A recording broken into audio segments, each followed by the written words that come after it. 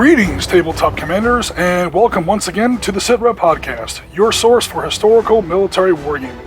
I'm Oriskany Jim, and today we're taking a look at another part of the famous Battle of the Bulge of December 1944 and January 1945. Now, of course, in the Battle of the Bulge, we see a massive push of carefully hoarded German reserves, shoving a huge salient, or bulge, into the American line, shoving them back away from the German border and pushing them back through Belgium and Luxembourg. The specific engagement in hand is one of the Battles of Stavelot, where the Germans needed a key bridge across the Oblev River. The German unit in question is the infamous Kampfgruppe Piper of Malbany Massacre infamy, spearhead of the 1st Leibstandarte SS Panzer Grenadier Division, and in turn the whole 6th SS Panzer Army. They had actually taken this town previously, pushing through but not really occupying it. That was supposed to be handled by other units that were already too far behind the German spearhead.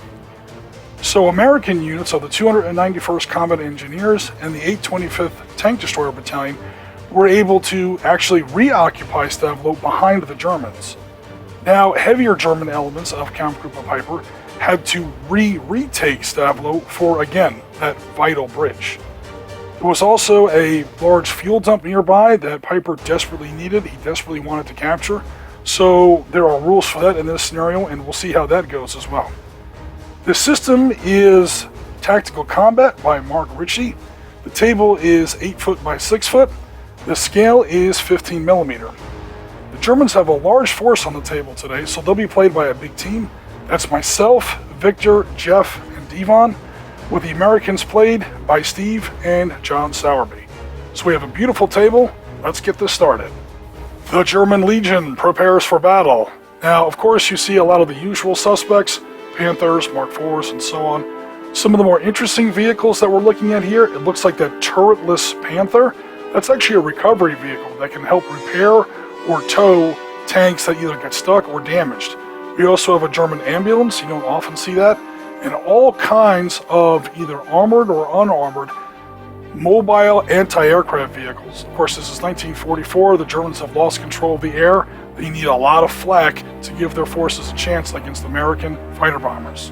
All right, here we are partway through turn 3. So again, there are several German players. My forces come on pretty much last, and this is my element of the German force here. That's my Mark IV in the foreground, and my Panther sort of edging around that little cottage there. There he is, and he's got that long-barreled L71 75 millimeter pointing clear across the table there to hit that Sherman you see burning at the base of that gray building at the far end of the table. I'll say again, this is midway through turn 3, and that Sherman I just knocked out, my Panther missed. Ironically, it was my Mark IV that got him. Is the first American vehicle actually destroyed, the first American unit damaged by any German fire. Again, it was me, the last guy that came on the table, and it's turn 3. Believe it or not, yeah, we're really getting the hell kicked out of us so far. Now, to be fair, there are certain historical conditions in this scenario that sort of reflect the history of this engagement. You see where the lead of the German column, fronted by 3 King Tigers of all things, absolutely gigantic, damn near invincible, although one of them is already burning, so clearly not completely invincible. Tanks just driving down that road, parallel to the American line, literally lifting their skirts at the Americans, daring them to hit us in the flank with anti-tank gunfire on high ground. There's a battery of American 76mm anti-tank guns on high ground, directly on our flank across that river. Again, the Germans had already taken this town historically. They thought it had been cleared, and now this other column was moving up to pass through what they thought was a secure town. Not so much. Again, elements of 321st Engineers and 825th Tank Destroyer Battalion had already come back in here and reoccupied the town. You see some American tank destroyers there. You see some anti-tank guns there. And basically it's an ambush game, is the long and short of it. So we're going to try and redress the situation and get across that one and only bridge to win this game. All right, so here we are again. Again, there are my forces. Again, I'm sort of tail end Charlie on the German column here. And again, I'm stressing that although the German players, we have admittedly an absolutely huge advantage in firepower. 3 King Tigers, at least 4 or 5 Panthers if memory serves, Mark IVs, Jagdpanzer IVs, all kinds of, we have self-propelled artillery. I have a Grill self-propelled 15 centimeter, there he is right there, 15 centimeter assault howitzer there. All kinds of elite crack SS German Panzer Grenadiers in half-tracks. We've got a hell of a force up against really just some engineers and tank destroyers. No actual infantry companies, no rifle companies, no tank battalions, nothing really. Just a bunch of support elements. This is the first couple chaotic days of the Battle of the Bulge. So to balance that, the scenario, again, draws off of history and puts the German players through some incredibly tough tactical challenges. We have to move pretty much in a big Mardi Gras parade right down, right down Bourbon Street there and just dare the Americans to hit us in the flank. We're not allowed to churn or engage or shoot until the Americans reveal themselves and open fire to us. Clearly they've done that. And then we have to get across that one single bridge and get off of one of those 2 roads you see there off the edge of the table. Here's some more damage I've been able to do, this time with my 15 centimeter self-propelled artillery platform here used in the indirect roll. So I was able to drop a barrage right here in the middle of Stavelot Town Square. Now this is immediately behind that bridge that we're going to have to cross. Not really looking forward to that. But for now, I've knocked a gun and killed one of the crew on that M10 tank destroyer, similarly damaged that armored car there, and I've blown up a truck. Hooray for me. But you never know. Those trucks could have a artillery observer, forward air controller. You never know. So what we're seeing here is artillery doing what artillery does. Softening up defenses on an objective that we're eventually going to have to assault frontally. Again, we have to get off of those 2 roads we see there along the bottom of your screen. The only way across that river is over that bridge. That river is not fordable anywhere, and so the Americans are able to set up one hell of a crossfire and pretty much wait for us to come at them. That M10 tank destroyer is now burning, and so is his buddy right next to him. My Panthers have been at work. So it kind of looks like I'm carrying all the water here. I just want to take a quick moment and assure you that is absolutely not the case. My teammates were the ones at the front of the column, and they're the ones that took that enormous Sunday punch, that surprise ambush fusillade that the Americans were sort of gifted by the scenario. And again, our opponents, Steve and John, are not novice gamers, and they've took full advantage of it. A little bit of karma comes my way when finally John brings in his P-47 Thunderbolt and is now trying to light up some vehicles, either mine or of Jeff. So yeah, it carries a whole bunch of 50 calibers and 5-inch rockets. I think he takes out my Bergepanther recovery vehicle. He wipes out half of my squad there hiding in that building. Pretty much, this is there's my recovery Panther burning. And blows up a whole bunch of my lighter vehicles there. So I'm not too happy about that. Meanwhile, one of our other German players has had to leave for the day, but before he did, he managed to drop some 8 centimeter mortars onto some American anti-tank guns and finally take those out. So we're finally got our whole German force on the table. American firepower is finally starting to thin out a little bit, and we're starting to gear up to make a push against that bloody bridge. I am not looking forward to that, my friends. Here are the remains of the American 76mm anti-tank gun that was giving us such grief, especially the front of our column, overlooking that vital bridge that we're eventually going to have to cross. This was taken out by Victor's 8 centimeter mortar barrage, right as Victor unfortunately had to leave for the afternoon. So you see all 3 German King Tigers burning there along that highway, the nice neat little parade ground row, right where they were taken out. Again, the front of the German column took a hell of a kick in the teeth. Fortunately, Victor was able to get a small measure of revenge right as he had, unfortunately, to leave for the day. So again, we're starting to unpry the jaws, so to speak, of this crossfire that John and Steve set up for us. As we sort of gather our German forces, again, we were coming onto the table in column, and now the column is starting to get online a little bit, and we are trying to drop either some smoke screens or some artillery barrages in preparation for crossing that bridge. Back over here on my side of the table, we'll see where the Americans have noticed my 15 centimeter self-propelled artillery platform. My poor little Gorilla.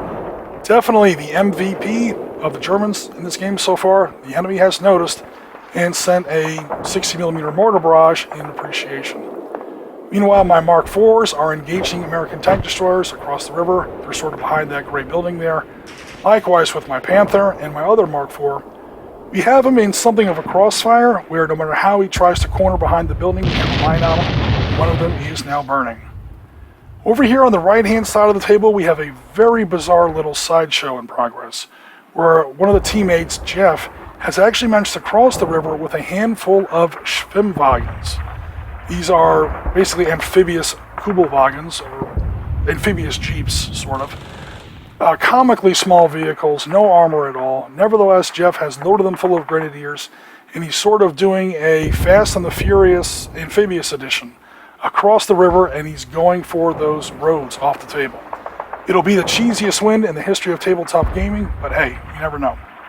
Meanwhile, my German ambulance here really is doing the Lord's work in stabilizing and bringing back especially some of my grenadiers who have had the absolute hell shot out of them inside that Belgian cottage, particularly by that American airstrike. A very heavy blow there, but we're actually managing to recover a little bit. 2 German Jagdpanzer IVs are now on high ground directly overlooking that bridge. I've been promising over and over that we're going to assault that bridge. We're finally getting set up on it, and we're about ready to really launch that determined assault. So again, we've got those 2 Jagdpanzer IVs. One of them is going to be dropping smoke, the other one actually anti-tank ammunition. I've got some anti-aircraft vehicles I'm using as fire support, and 2 Hanomaags loaded with grenadiers. We've got some smoke screens you guys saw there. We've got some other armor that's pretty much lined up and ready to start. The one thing I wish we had done a little better is our little, like I said, Fury Road attack. Our Hail Mary around the right side of the table there. Our Schwimmwagens could have made it to one of those rows and gotten off the table. A lot of them are now getting immobilized. It was kind of a joke until it came damn close, and then it kind of became a serious assault. And I was like, damn, it was kind of a chuckle at first, or a distraction at the most. It turned out to be an actual bid for victory. So the only thing I sort of wish now is that he had waited a turn or two, or if I had hurried up a turn or two, and we could have launched both of these attacks on the left and on the right at the same time. You see where I'm at least 2 turns away from really attacking that bridge in any kind of meaningful way, while he's already getting shot up there at the upper right. If we had launched both of those attacks at the same time, the enemy really would have been divided, and as it is now, he's going to be able to shift his fires and meet each threat in turn. That's pretty much our fault. Alright, that does it, guys. We're finally over the bridge. So some of those white poofs are smoke screens. Some of them are other direct fire results. We see here my 2 Mark IVs are putting direct fire right across the river. We've got more Hanomaags. We've got more tanks. We've got even ambulance support. Self-propelled anti-tank guns there in those Jagdpanthers. Self-propelled anti-aircraft vehicles and fire support. Smoke screens. Artillery support from the 15cm self-propelled artillery. This is the set-piece assault. This would have worked, actually did work, but it would have worked a lot better if we didn't have to go across such a narrow and terribly predictable place. Meanwhile, again, these Schwimmwagens, despite everything, just might make it off. They could just exit off the side of the table, except that doesn't fulfill the victory conditions. They have to do it off one of those 2 far roads there we see at the far end of the table. So they actually came within inches of winning. Turn 14. Wow, guys, this one was going the distance. I think this game wound up taking 6 or 7 turns. So zooming in here, we see my leading spearhead of the German assault column now across the bridge and lodged, closely supported by Jeff and Devon's units immediately behind. Now, if you have to assault a bridge, and the enemy knows you're coming, this is kind of how you have to do it. You absolutely plaster the other side of the river as heavily as you can with artillery beforehand.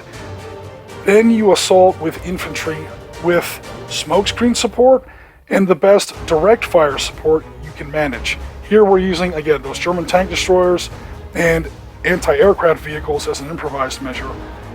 It sounds like a simple plan. It is a simple plan. The devil's in the details, and what you need is coordination and teamwork. Fortunately, there was some great teamwork between me and my German teammates, Jeff and Devon. We all, really worked close together and made it happen.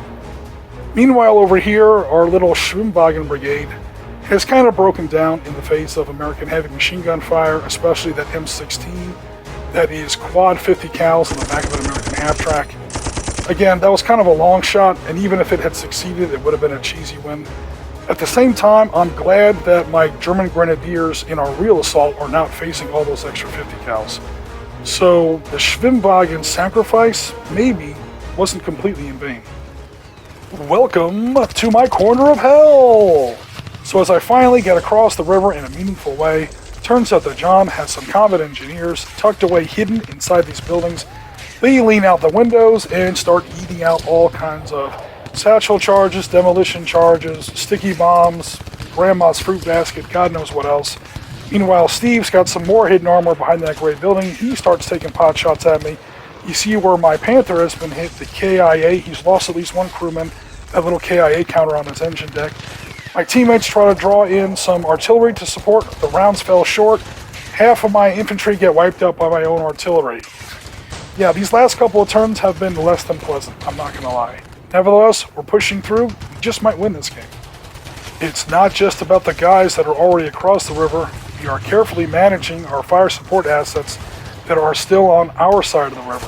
Because as the Americans continue to redeploy and pivot against different sectors of threat, we're able to keep them either suppressed or killed by firing at them from our positions, again, on our side of the river. Again, here is our little Fury Road Brigade, all with flat tires. None of them have been destroyed, just all immobilized. It's a weird result. But we're still working with some other leftover infantry units. Again, I wasn't really in command on this side of the table, so I'm not sure why these guys were deployed here. But at the very least, again, they can keep American infantry or light support vehicles pinned down with fire from our side of the river. So hoping for the best there. You see here where Mark in his tactical combat system does have some very granular rules for actions, wounds, combat within buildings, all kinds of great features like that. So here's what's left of our vanguard. You see where that street is like the classic Northwest Europe kind of a battle. Close stone walls, narrow streets, everything's choked up with wrecks and smoke. But it's turn 15. It's been a hell of a bloody day. And guys, victory is in sight. By the end of turn 16, the American players have finally conceded the table, and the game is officially over. As brutal and as bloody and costly and exhausting as that German assault across that thrice-damned bridge really was, the weight of German firepower turned out to be just too much. You can see here where we were still taking further armor losses even after we secured our bridgehead and started to expand its frontage. So those two roads you see there leading off the American side of the table, those were the primary victory conditions of the game. This scenario that Mark designed also had a secondary strategic victory objective built into the game. It was really just a die roll, but if the Germans managed to get at least one vehicle off of either of those roads, there was a 50-50 die roll to see if we also managed to capture that nearby fuel farm that I mentioned earlier in the video. Turns out, John Sowerby rolled the dice and the Germans got lucky and we won that one as well. So not only did we clear both roads, or get German armored vehicles off of both of those roads, so we double achieved the primary conditions, we also achieved the secondary conditions, and the Americans, of course, conceded the game. So this is clearly a German victory. Although it might be the most black and blue, blood-soaked, scorched, smoke-smeared. This was an ugly piece of assault, let me tell you something. You see here where the Germans have absolutely carpeted the table in wrecks, and the Americans pretty much have nothing left. So one thing that I think the Germans did well, our team did well here at the end of the game, was once we got that lodgment across the river, don't immediately go for that straight shot you see that right past the town square and right off the end of the table. So in any kind of a war game, or even in a real-life military assault, we have to go across a tough geographic obstacle like a beach landing or a bridge or something like that, and you manage by blood or luck or the grace of God or the absurdity of war to actually get your lodgment and your bridgehead. Don't immediately go for the breakthrough depth. Take a second and expand the breadth of your bridgehead. And that's what happened here. We started to spread out our Mark IVs further to the German right, and once we were threatening both roads, the Americans just didn't have enough firepower. They had enough firepower left to maybe defend one road, but once we were able to threaten both roads, they tried to defend both roads. That divided them just a little bit too much, took additional losses. They realized they couldn't do it, and yeah, that turned out to be that. Now, to their credit, our American opponents, Steve and Jeff, set up one hell of a defense. They had very, very limited resources up against an overwhelming edge in German firepower, and they managed to make absolutely the best of what they had make the best of what they had, I should say. Case in point, we have 3 King Tigers eliminated, still basically in column formation. You see where only the last King Tiger in column even managed to turn and present his front armor before he was effectively annihilated right there in place. So clearly the huge German advantage in this scenario was firepower. We outnumbered him at least 2 or 3 to 1. We probably outgunned him 4 or 5 to 1. Unfortunately, the Germans also had some critical disadvantages. Again, the setup conditions. We were required to approach pretty much in column formation on the flank in front of American entrenched anti-tank guns on high ground. I mean, you're basically asking to be murdered at that point. But historically, the Germans did expect that this village was already cleared. They didn't know the Americans were here. So it was basically an ambush game. Meanwhile, the Americans sort of had the opposite problem. They only had to defend a bridge. It was the only way across the river. It was the only path to victory. Unfortunately for the Americans, they were like incredibly outnumbered and incredibly outgunned. Let's just say this. Our opponents did a very good job on their defense, and it's a damn good thing we did outnumber them 2 or 3, outgunned them 4 or 5 to 1, because we needed every ounce of it to score this win. But for now, this is Oriskany Jim with the Sitrep Podcast. If you like this video, please remember to like, comment, and subscribe, and we'll be in touch very soon.